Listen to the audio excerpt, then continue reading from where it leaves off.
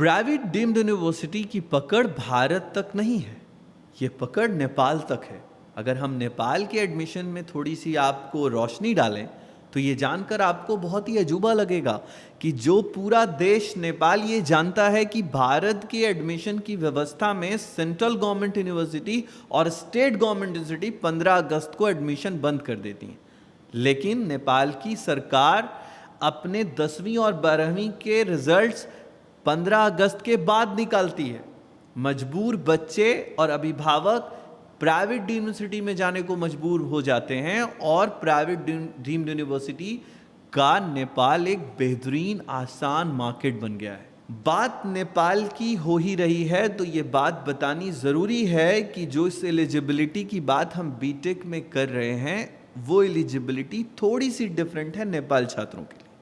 Eligibility में जो छात्र 10वीं और 12वीं करने के बाद बीटेक करना चाहते हैं, फिजिक्स केमिस्ट्री मैथ लेकर उन्होंने +2 कर लिया है और वो भारत से इंजीनियरिंग करना चाहते हैं, वो 4 साल की इंजीनियरिंग में दाखिला लें।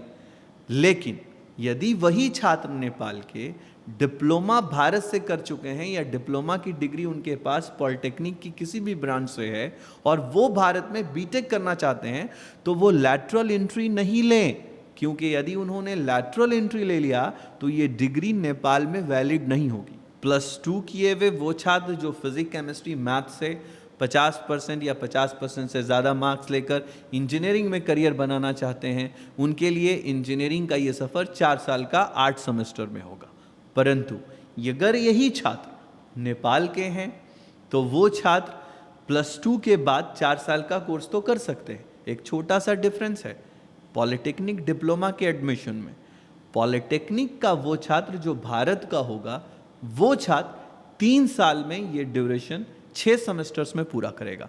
लेकिन यदि नेपाल का कोई छात्र किसी भी जगह से पॉलिटेक्निक कर चुका है और वो छात्र बीटेक में नामांकन लेना चाहता है तो उस छात्र के लिए स्पेशली ये बात समझनी होगी कि 3 साल का बीटेक लैटरल एंट्री के बाद का प्रोग्राम नेपाल में वैलिड नहीं हो। बात अगर ड्यूरेशन के साथ साथ नेपाल की छिड़ ही चुकी है तो ये बात बीटेक के एडमिशन में जानना बहुत ज़रूरी है कि स्टेट गवर्नमेंट से एफिलिएटेड 100% कॉलेजेस टीयू से इक्विवेलेंट है, लेकिन कई ऐसी यूनिवर्सिटीज़ जो प्राइवेट डीम्ड हैं जिनकी एफिलिएशन टीयू से इक्विवेलेंट नहीं है।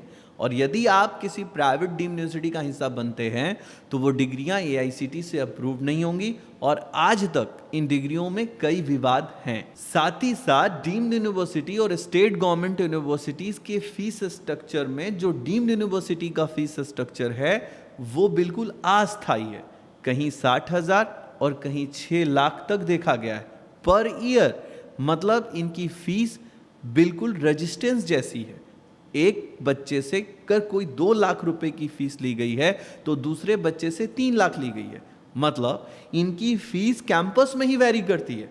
बात फीस स्ट्रक्चर की कर ही रहे हैं तो ये बात ज़रूरी है समझाना कि यदि कोई छात्र रोजमाइन के ट्रस्ट मिशन संकल्प का हिस्सा बन जाता है तो वो चाहे किसी भी राज्य में किसी भी स्ट्रीम में, क्योंकि इंजीनियरिंग की सैकड़ों स्ट्रीम्स होती हैं, वो अपनी ख्वाहिश से चुन सकता है। वो अपनी मर्जी से कोई भी राज्य में नामांकन ले सकता है और किसी भी स्ट्रीम में ले सकता है।